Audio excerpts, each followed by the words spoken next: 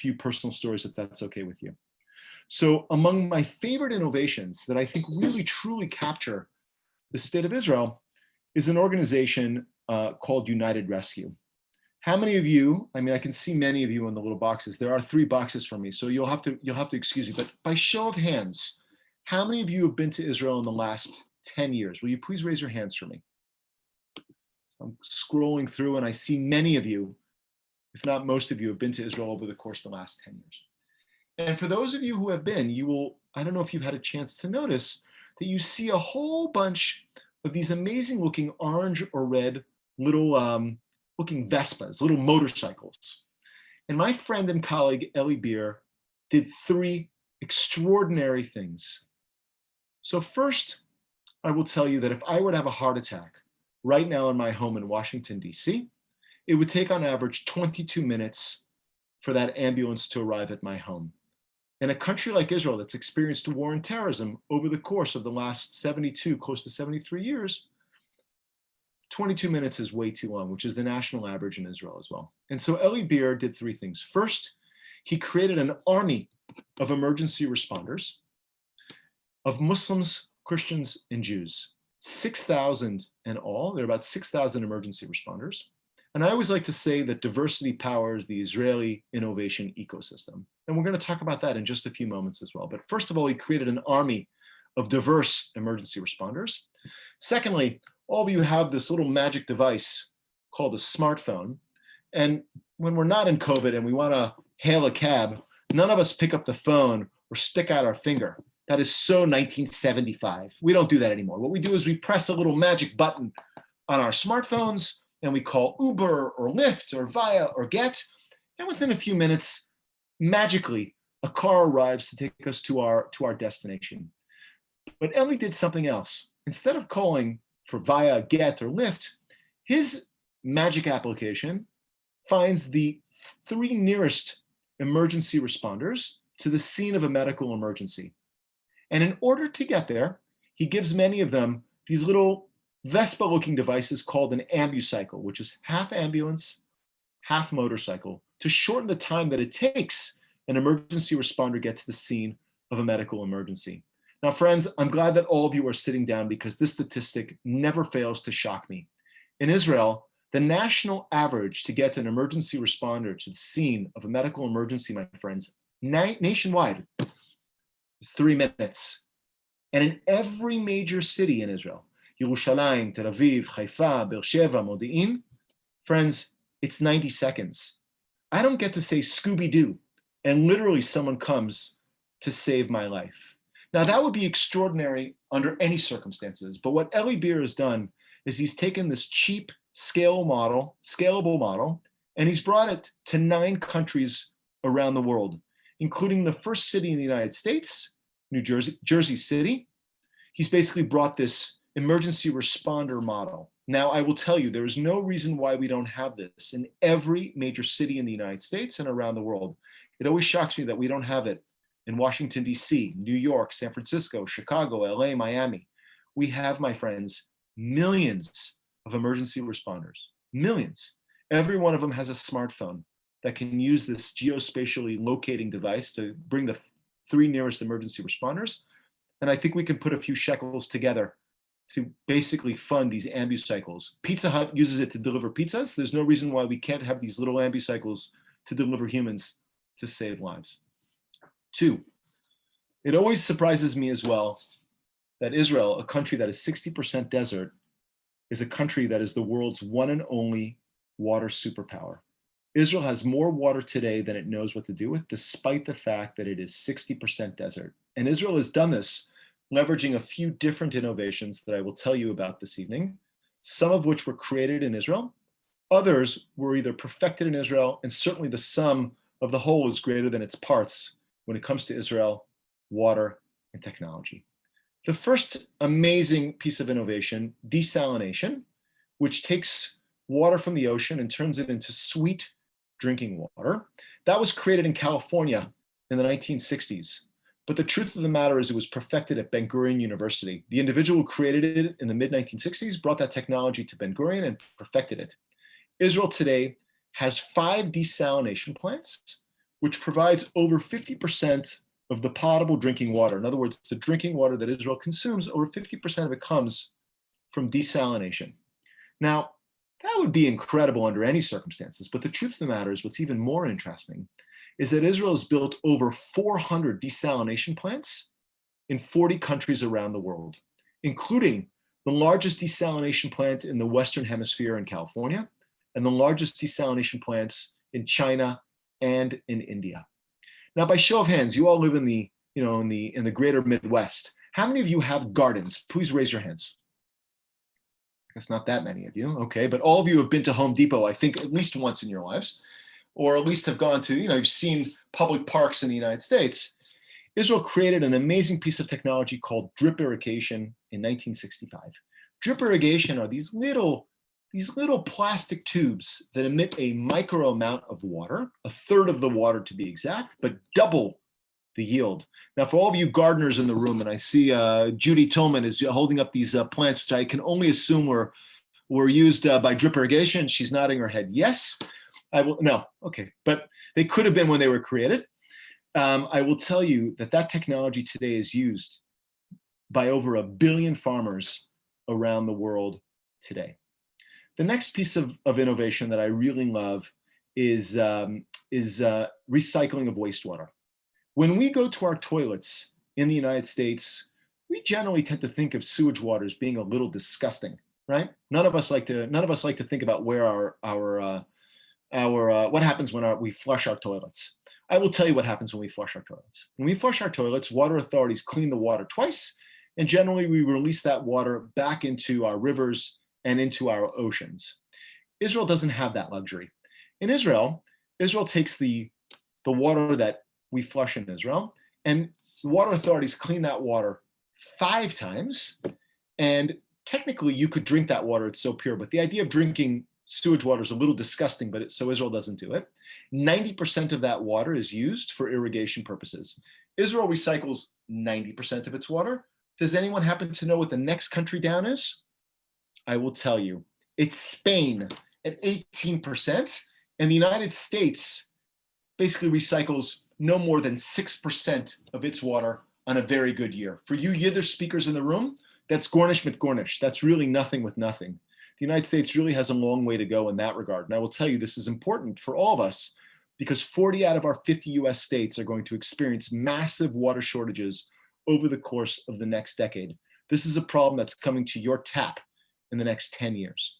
The last innovation that I'll talk about this evening is actually among my favorites as well. For those of you who've been to Israel or to Europe in the not so distant past, you will see often this amazing contraption called a 2-button toilet.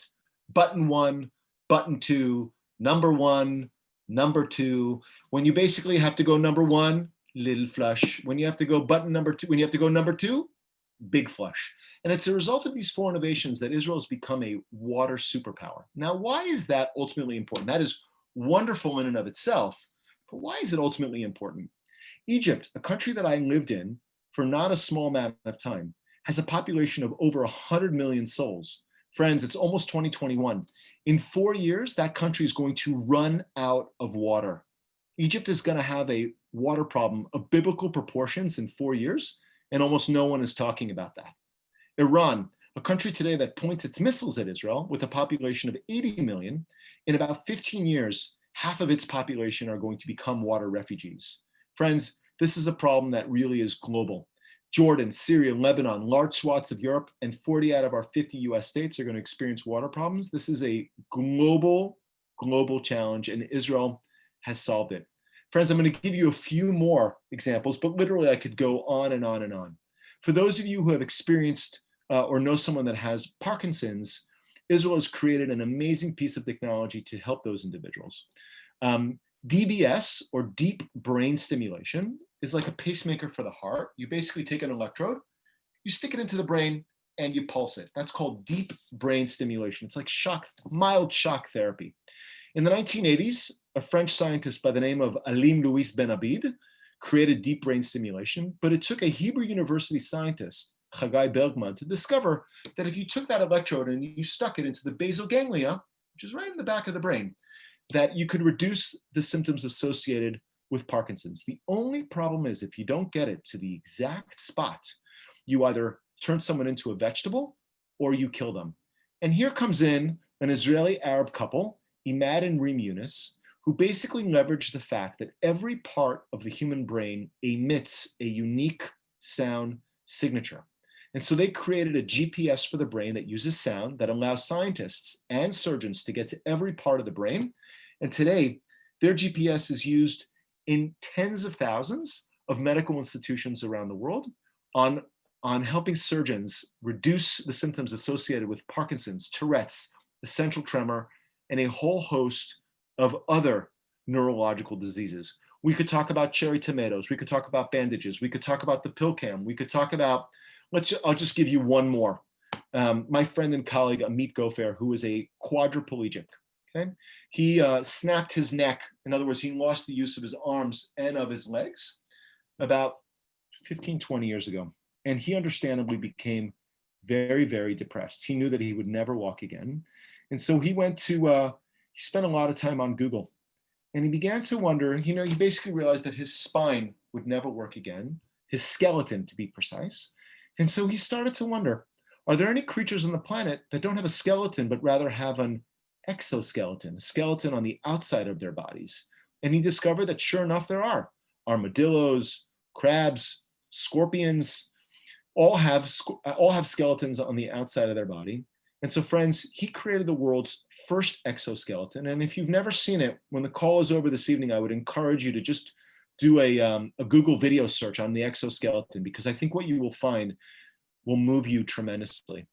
10 years ago, he created the world's first exoskeleton that allowed the world's first paraplegic, in other words, someone who doesn't have the use of just their legs, quote unquote, just their legs, allows them to walk, stand up and walk and see their loved ones at eye level. And then 5 years ago, talk about, the lame, quote unquote, the lame shall walk again. He did something 5 years ago that was even more remarkable. 5 years ago, the world's first paraplegic ran the London Marathon. And that now has happened hundreds of times. Hundreds of paraplegics have literally run marathons all over the world. Now, ironically, Amit Gofar was never able to benefit from his own device. And so 3 years ago, for those of you who have ever ridden a Segway, he created the world's first up and ride, which allows quadriplegics to stand up, zip around, and see their loved ones at eye level. And I, for one, I want you to know, when I met Amit Gofar, I was truly inspired. And I hope you will watch those videos this evening. And as I said, I could literally go, I feature in the book 15 innovations, then I tell their stories. And then in the back of the book, I feature another 50. And I have to tell you, it was very hard to actually coalesce the book because there were so many innovations that are literally curing the sick, feeding the hungry, helping the needy. And so it begs the question, why and how? Why is a country the size of New Jersey creating so much technology that is specifically focused on making the world a better place? And I would tell you, after hundreds of interviews and spending time with the innovators, private equity, venture capitalists, scientists, professors, I would tell you that the secret of Israel's technological success in curing the sick, feeding the hungry, helping the needy, rests on three pillars. The first is the diversity quotient. As I said, diversity powers the Israeli technological ecosystem. Israel has Christians of every stripe and every denomination, Protestants, Catholics, Greek Orthodox, Russian Orthodox, the list goes on. Israel has Muslims of every stripe and every variety, Sunni, Shia, Circassian, Bedouin, Alavi, you name it, Israel has it. And of course, Israel has Jews from over 100 countries from around the world. Truly, it is diversity that really, I think, truly represents the state of Israel. The second pillar is secular values. Israel reveres two of its, I think, most important institutions. The first is the military, and the second is all but one of Israeli universities are secular. And I always say that Israel reveres its secular institution. And the third, Rabbi, I hope you will forgive me, I'd like to talk about this in a cultural sense, not in a religious sense. I'd like to talk about Judaism and what Judaism has basically been instructing the Jewish people on for the last, call it 3,500 years. For the last 1,500 years, the Jewish people have been saying the Aleinu prayer. And again, I want to talk about this in a cultural sense more than in a religious sense. We've been saying the Aleinu prayer 3 times a day, which instructs us letaken olam b'malachut Shaddai, to repair the world in the image of God. The Mishnah, the classic body of rabbinic teachings, instructs us no less than 10 times to engage in something called tikkun olam, the idea of repairing the world. The prophet Isaiah calls upon us all, not just the Jewish people, all to bring more light to the world. It's all about light, my friends. On Saturday night, when we make Havdalah and I bless my children, Rabbi, can you unmute yourself for just a moment? Rabbi, on Saturday night, what is the quintessential prayer that we make at Havdalah? Hamavdil ben kodesh lechol. Hamavdil ben kodesh lechol and ben or lechoshech. Ben or lechoshech. We are separating between holiness and the mundane and separating between light and darkness. My friends, once you start to understand that the essence of Jewish teachings is to bring more light to the world and separate between light and darkness, I want to tell you, at least from my experience, the world looks like a very, very different place. And you cannot repeat the ideas of curing the sick, feeding the hungry, helping the needy, bringing more light for thousands of years, day in and day out, and for that not to have a deep, deep impact on the cultural DNA of your people. And today, ultimately, as the modern embodiment of our people, the state of Israel. 72 years ago, Ben Gurion stood at the lectern, and he was inspired. All of Israel's founding fathers and mothers were inspired by these teachings. Ben Gurion stood at the lectern, and he said 2, from my perspective, extraordinary things. The first, he said, after 2,000 years of exile, the doors, my friends, are officially open.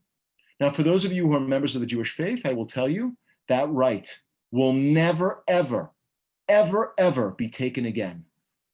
Not for you, not for your children, not for your grandchildren, and not for your grandchildren's grandchildren. We have been waiting for 2,000 years for that particular moment. Hatikva bat shnot alpayim. The hope is 2,000 years old and was enshrined in Israel's national anthem. I'm not telling you to take that right upon yourselves. I'm just letting you know that that right exists, and you could literally board a flight in Chicago today, direct flight, and 12 hours later, claim your passport, okay? He stood at the lectern, and Ben Gurion said something else. He said, Israel, and I quote, has been granted the great privilege and obligation to tackle some of the gravest challenges of the 20th century. He seemed to be saying that Israel has this incredible gift to not only save and basically take care of the citizens of its own state, but to look beyond the borders of the state of Israel and play a role in repairing it. And my friends, that today is a story that you see in Israel's technological success. Now, let me be abundantly clear. Israel is not a Gan Eden. Israel is not a paradise. Israel has more problems than we know what to do with. It has problems between the very rich and the very poor, problems with its Arab neighbors, problems with natural resources, problems with diversity. Israel has more problems than it knows what to do with. But the story that Israel leverages technology to repair the world is not the story of this evening's talk. And it's not a story that most people are aware of, but is one that I truly believe represents our most sublime hope as the Jewish people in the state of Israel, which is to bring light to the world. I'd like to share with you one more story, and you'll just excuse me, it's so hot in my house. If I don't take this off, I literally am going to faint on you, so forgive me.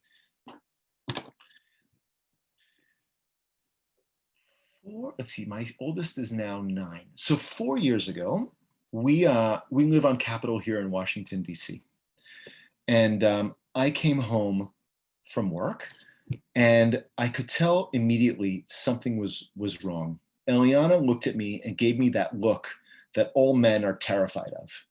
And I knew immediately something was very wrong. And so she looked, I said, Eliana, what's going on? And she said to me, ask your 5-year-old. So I said to Aiden, what's going on here? And he wouldn't tell me. You know, no 5-year-old is psyched to tell his daddy what he had done that day that was totally naughty. So Eliana comes over and whispers quietly, your son told a homeless person that he was a very bad man. I thought, oh, as a young father, as one having descended from a family of Holocaust survivors, I thought, oh, this isn't good. And so I immediately thought of my grandparents, and I immediately thought of the innovators that are featured in my book.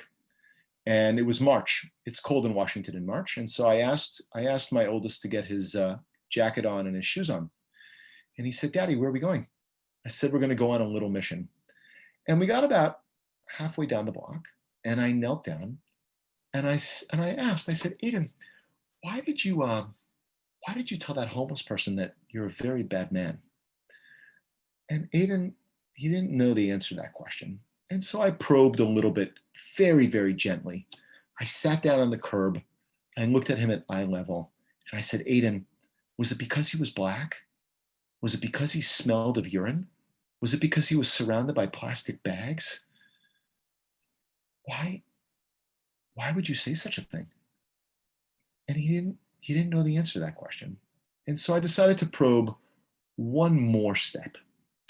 And I said, Aiden, what are the rules we've now added, but what are the 5 rules that we have in the Jorisch home? Okay. And he very quickly, when you're in my home, all the kids know the 5 rules. It was the rules that I was raised on, and it's the rules that I really try to raise my own children with. And he said, the first rule is to be a mensch, not a wilde chaya. And for those of you who don't speak Yiddish, a mensch means to be a good person, and a wilde chaya means to be a wild animal. So rule number 1, be a mensch, not a wilde chaya. I said, very good. Rule number 2, make the world a better place. Rule number 3, try your hardest. Rule number 4, never ever give up. And rule number 5, try and have a good time. In recent years, we've added a sixth rule, your word is your bond, which seems to really speak to my children. Now I will tell you as a sidebar, my now 5-year-old 2 years ago came to my mother who lives in Miami. He walks in the door and the first thing he tells her is, Savta, I'm a mensch, not a wilde chaya. I can assure you that all adults and certainly all children know the difference between being a mensch and being a wilde chaya. And I said, very good, Aiden. What do we do when we make a mistake? He said, Daddy, we do tzedakah. I said, very good, Aiden. Now, friends, tzedakah, we all tend to think of it, the word as being, at least in English, it means charity. But the truth of the matter is, tzedakah means justice.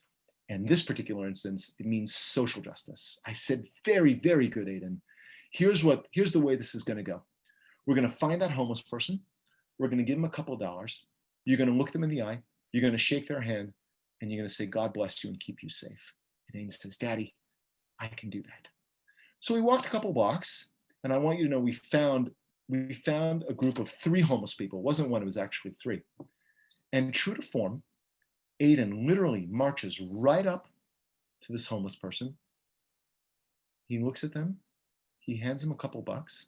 He shakes his hand and says, God bless you and keep you safe. And you know what happened? We had a very awkward moment of silence. This homeless person is looking at me. He's looking at my son.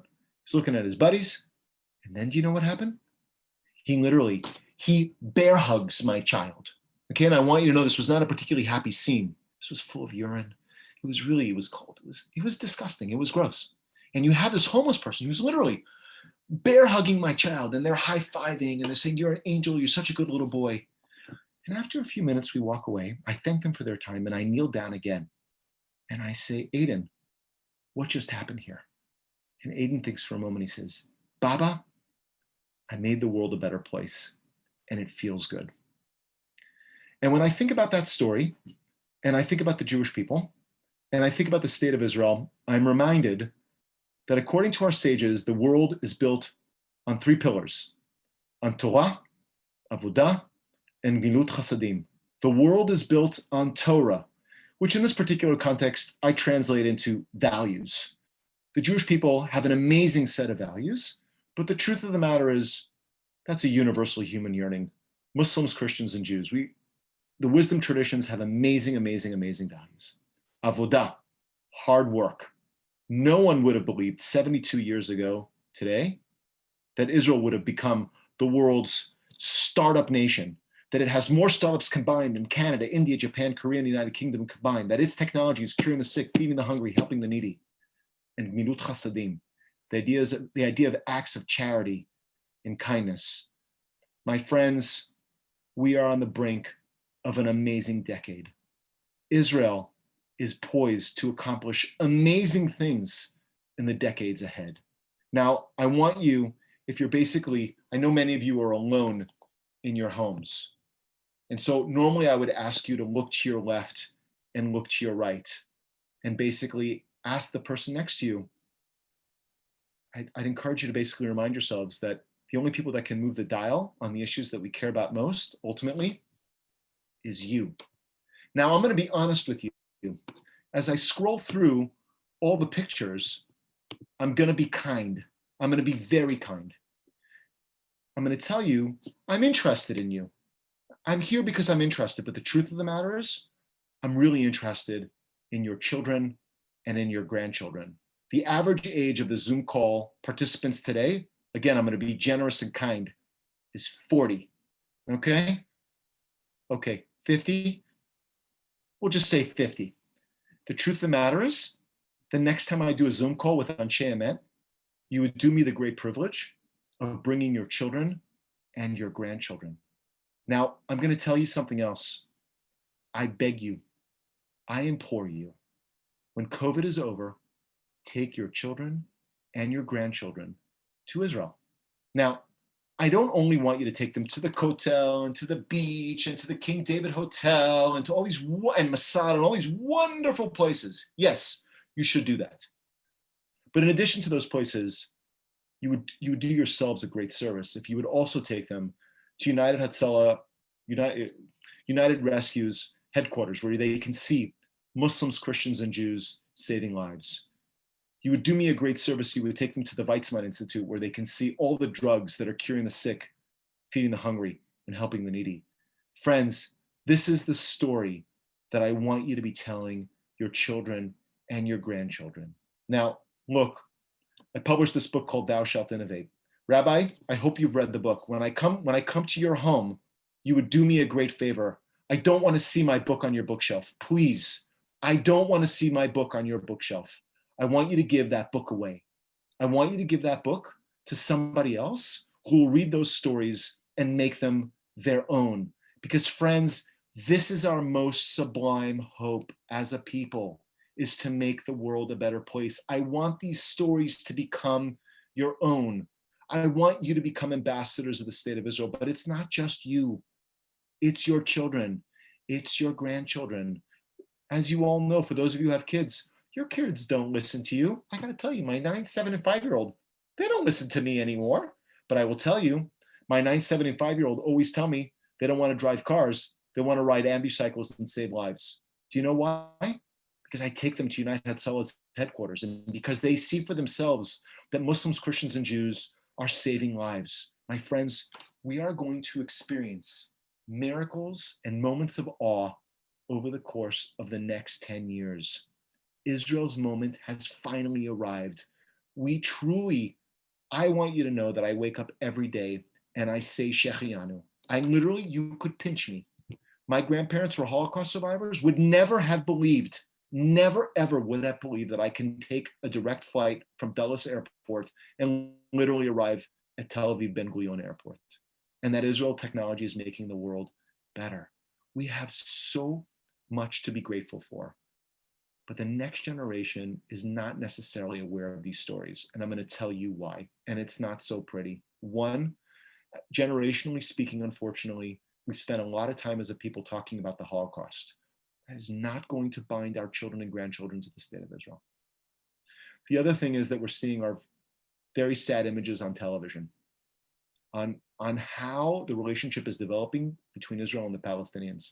It's not a pretty picture. And that, I say this is whether you're on the left or the right, or you love Bibi or you hate Bibi, it's not what I'm talking about. I'm talking about the fact that these images are just hard. And the next generation is struggling to look at them.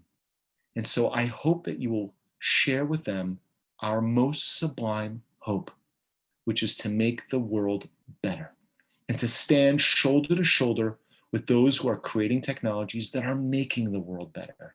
Friends, show them, take them, work with Rennie, work with Daniel, work with Consul General Aviv Ezra. You have an amazing set of resources to tie your shul to basically the state of Israel. You have a direct link through Rennie, Daniel, and Aviv Ezra.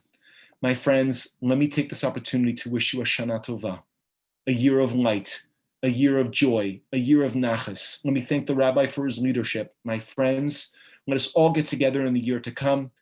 I only hope that Corona will be behind us. We can only hope and pray that Israel creates a vaccine for this horrible disease. And if not Israel, anywhere around the world. Next time I see you, I want to see you at Anshe Emet so that we can all say a Shechianu together. Thank you very much. I'm happy to answer any questions you might have.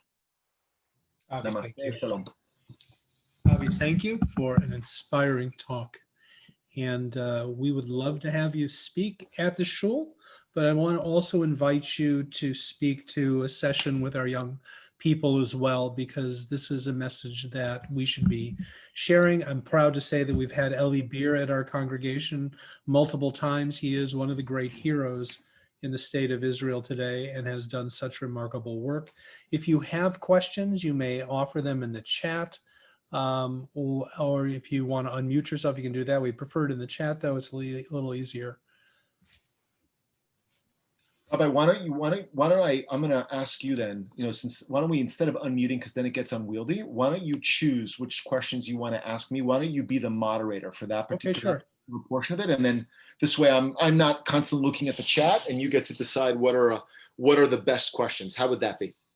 Okay, I'm happy to do that. If we get questions, I just got a comment from Merle, and it's actually, we are recording it, and we'll make the recording available so you can send it to your children and grandchildren as well. Anyone else?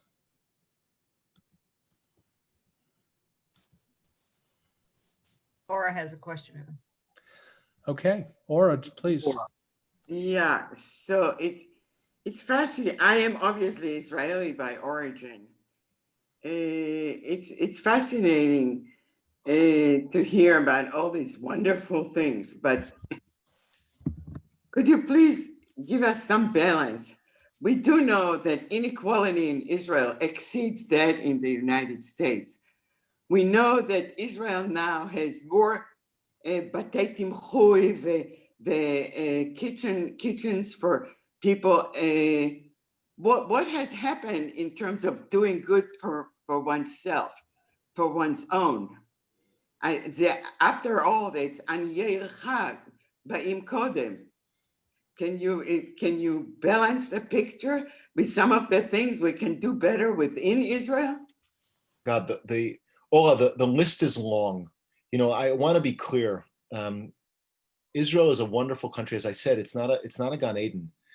But I think what's special about the state of Israel is that it is constantly searching for how to create a more perfect union. It is not a perfect union, but the state of Israel is seeking to become a more perfect union. And I want you to know that ultimately, countries that innovate, the future is extraordinarily bright. Countries that do not, the next decade is going to be extraordinarily bleak. And so the point of this evening's talk, I could talk about all the problems that Israel has, and I'm happy to do so, but there are plenty of other people that are talking about it. At this point this evening, I'd much rather focus on the innovations that most people are not aware of, because the story of Israeli technology to cure the sick, feed the hungry, help the needy is not one that is often talked about. And I'm not sweeping the problems under the rug by any stretch of the imagination. And if that was the message you took, it's definitely not the message that I'm here to bear. But so I appreciate the question. I appreciate the answer. And these are things that we should be discussing as well. But other questions that were asked are, do you know if the brain stimulation research you mentioned, the GPS of the brain has been effective with epilepsy. Where's the chat? No, I can't hear. You know what? I'm sorry that I don't know the answer to that question, but I would be more than happy to direct you to the company's website. You could just Google here. I'll put it in the chat. The name of the company is Alpha Omega, and I'll bet so. It's DBS, which is deep brain stimulation, and the name of the company is Alpha.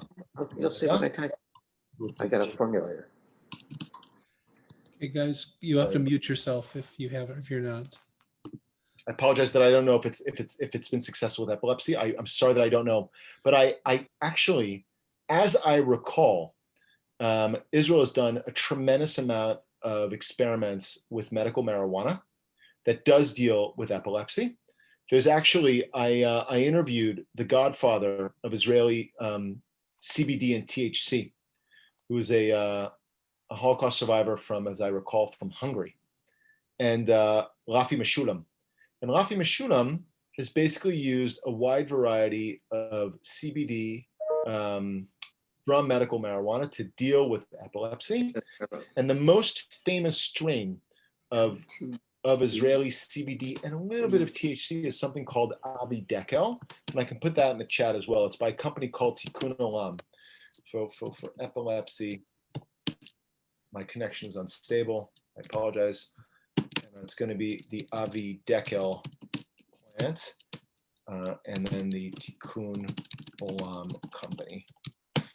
And if you want to be connected to those individuals, as it turns out, my good friend is the CEO of that particular company, and I'm happy to, on the epilepsy front, help in that regard. The other interesting, for those of you who are interested in epilepsy, it's there's a very interesting strain in the United States called Charlotte's Web that is used to treat epilepsy and in children as well. So to what extent do you think the Abrahamic Accords are going to stimulate the innovation going on in Israel? And do you see this as being a new opportunity? Oh my God, I have become like a little child. I'm going to share with you a story that I don't normally share. Rennie knows this story. And my family and I made Aliyah in March of 1979. Actually, I'll show you the picture in just a second.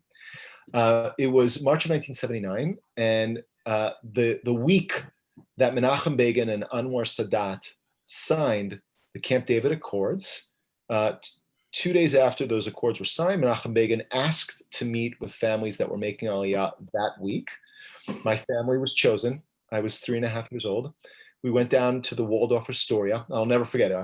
It's like it was yesterday. We went into the Waldorf Astoria, and Menachem Begin, with those big black glasses, was aglow, was beaming. Like this was like, it was as if Mashiach had finally come. I mean, honestly, the man was just radiating light. And my family was, my sister, and my parents were called over, and he called me into his lap. I was given a little pita, and Menachem Begin kind of puts me on his lap and he says, "Young man, do you know any Hebrew?" And I said, I only know one word. He said, "What's that word?" I said, "Shalom." And this man, literally, like, he got super emotional. He's hugging me, promised to come to my bar mitzvah. And I want you to know that moment has stayed with me my whole life. In fact, the picture here in my study, it's you can't really see it, unfortunately, but that's Menachem Begin, and it's here on my study, and it's actually in the, if you end up purchasing the book, it's on the 18th chapter. It's the picture of me and Menachem Begin, my parents, my sister. When it comes to the Abrahamic Accords, I want you to know I have been like a small child. I could not be more excited. I feel like I am a kid in the candy store, and literally there's just candy everywhere. Now, I've been to Dubai, and right before COVID, I was in Saudi Arabia to promote my book. The Saudis invited me for a talk, and I met with most of the senior leadership of the country. And one of the senior leaders, I said, you have a choice to make. You got to choose between either going the direction of the two technological superpowers in the region, or basically going into oblivion. And the senior official, who shall remain nameless, but I can assure you, every one of you would recognize his name. He looks at me, he goes, I know what one of the superpowers are. What's the other? I said, come on, man. It's the UAE. It's Dubai. And he started to laugh because UAE is the technological hub of the Middle East. I could not be more joyful. My friends, as I said, we are at the dawn of a new era. Sudan has come in. Sudan was the country that literally had the three no's.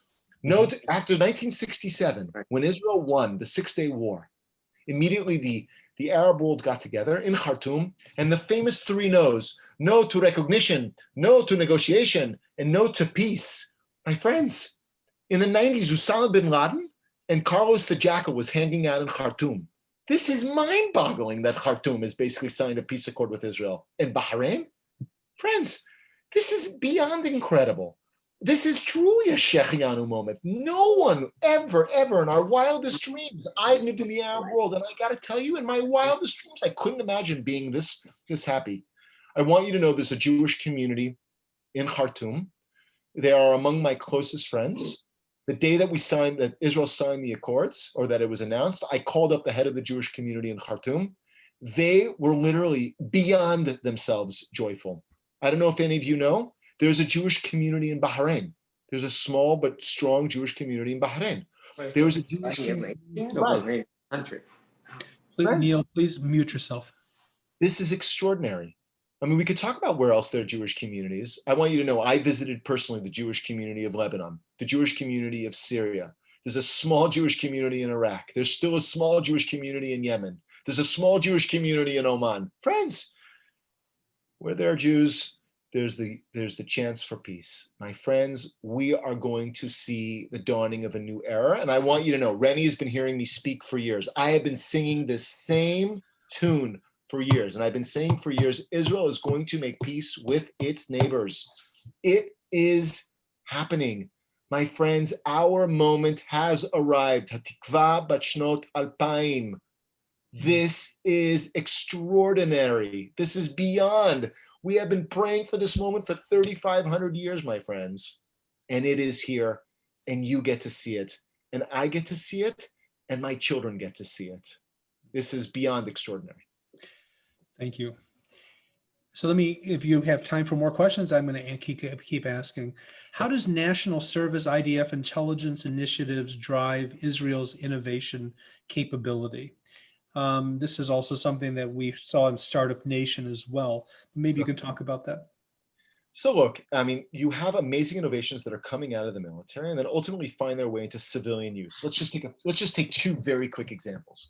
For those of you who have had a colonoscopy, which is extraordinarily uncomfortable, Israel created these little pill cam. It's the size of a pill.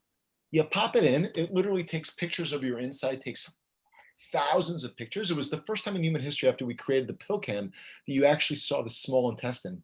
And the gentleman who created it worked in the military, I believe it was Rafael, if memory serves, and basically had this vision of, he worked on missiles, and the tip of the missile, instead of it exploding, he pictured it going into your mouth, and literally, instead of exploding, but it pictured it taking pictures. The other amazing innovation, and there's so many that come out of the military, is the emergency bandage. The emergency bandage today is standard issue in the United States, in Israel, in NATO, in Australia, in New Zealand, and a number of other countries. And it begs the question, why? Why are so many interesting innovations come out of the military? Now, for those of you who read Malcolm Gladwell's book, Outliers, the secret comes from there basically. Israel is a small country, 9 million people today, and the military has amazing visibility into all the graduates of high school, and it plucks out the best. And in the military, it lets them play with the big boy toys and gives them their quote unquote 10,000 hours. So Malcolm Gladwell talks about this 10,000 hour phenomenon, that as long as you surpass a basic level, a basic threshold of intelligence, and I want you to know, I can assure you, every one of us on the Zoom call has surpassed by far and away that threshold of intelligence. As long as you surpass that threshold of intelligence, that in 10,000 hours, there's literally nothing you cannot accomplish. There's nothing you cannot learn. Nothing. thing. You can accomplish everything. And so Israel gives these young men and women these 10,000 hours in the military with their big boy toys. And then when they've left the military, they create these amazing startups because they already have their 10,000 hours. And that is the secret, one of the many secrets of Israel's national service in the military. Are there opportunities for Arabs and for Arab Israelis or Haredi to also get involved in this innovation? Do we see that? Absolutely, yes. And there have been look, I was at the APAC policy conference. This was 2 years ago. And the head of Google Middle East, which by the way, Google Middle East really is Google Middle East. The head of Google Middle East, Mayor Brand, sits in Tel Aviv. And he basically said, for all the startup nation, and the startup nation is extraordinary, but it only represents 5% of society. 5% of society. He said, if we want to keep being the startup nation, we're going to need 10%, 20%, 25%, 30%, 40%, 45%. And the only way to do that, and he said on stage, is to attract more women, more Haredis, and more Arabs. There is no ifs, there's no buts, there's no coconuts. The Israeli government recognizes this, and there are a tremendous amount of programs that are specifically geared today towards Israeli Arabs, Haredim, and women, those demographic parts that have been underrepresented. Again, to Ora's point, is Israel a perfect country? No, only 5% are represented today in Israel. Oh my God, it's such a small number. But again, countries that recognize the problems that they have and are innovating to that end, their future is bright. We know these problems exist, and I can assure you, we're going to solve them. We are going to solve them. We should also note, as we're talking about the power of minorities, we should also acknowledge that Jews from the former Soviet Union really had a remarkable impact on jumpstarting Israel's technology. Can you talk about that for a minute?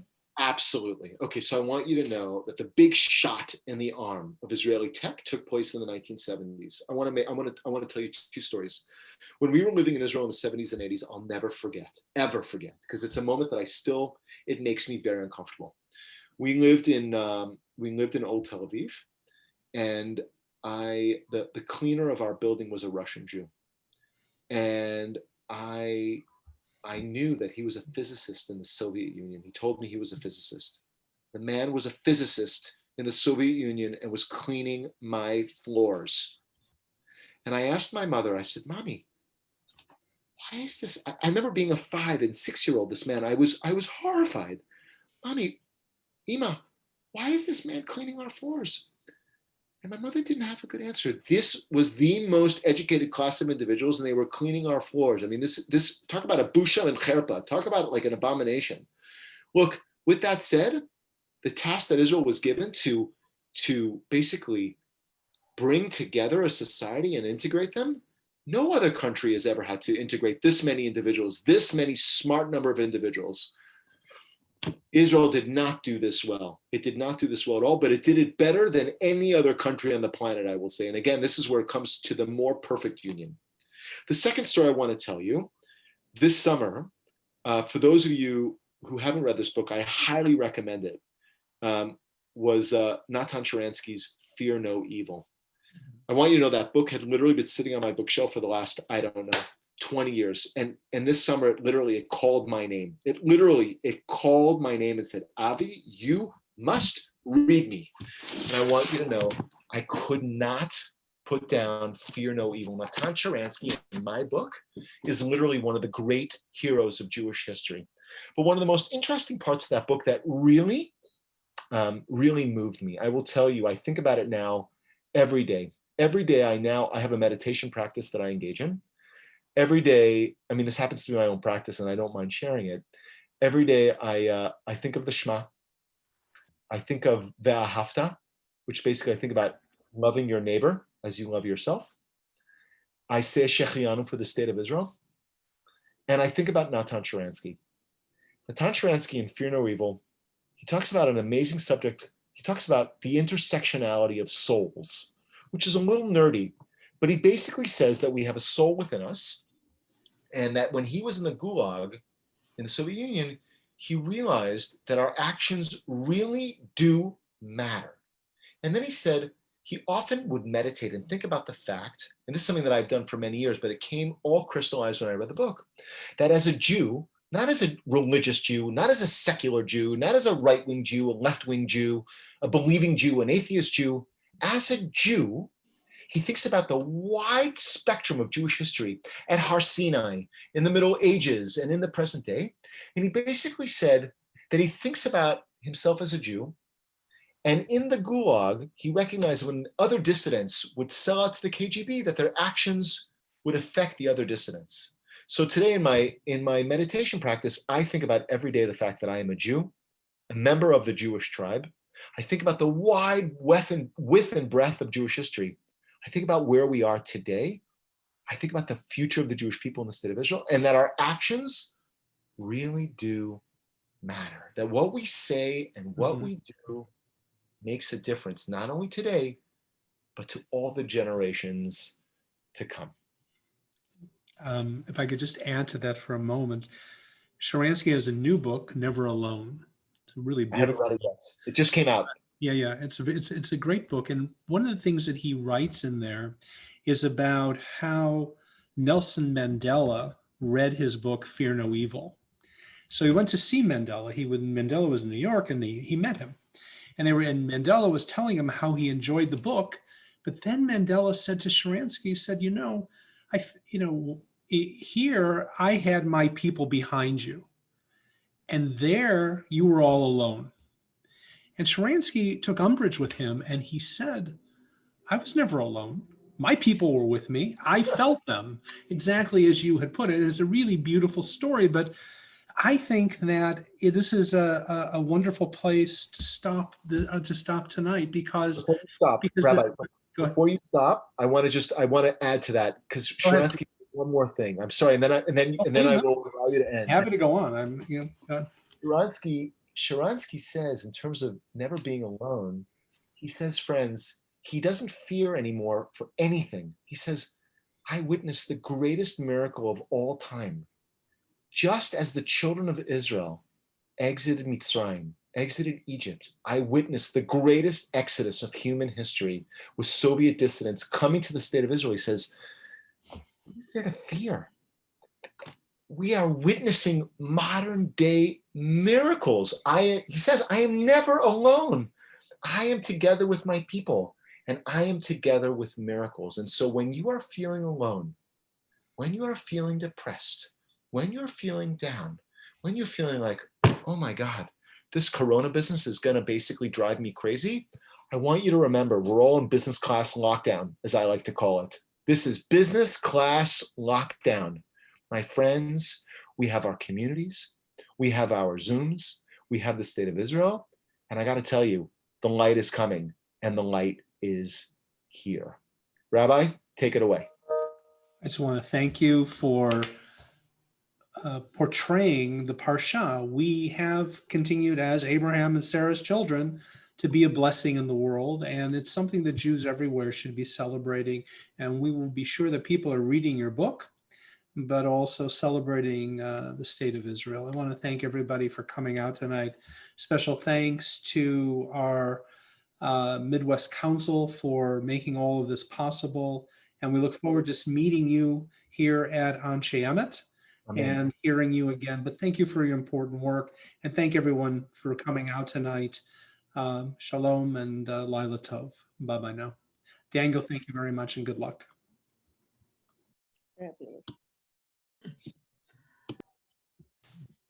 Recording.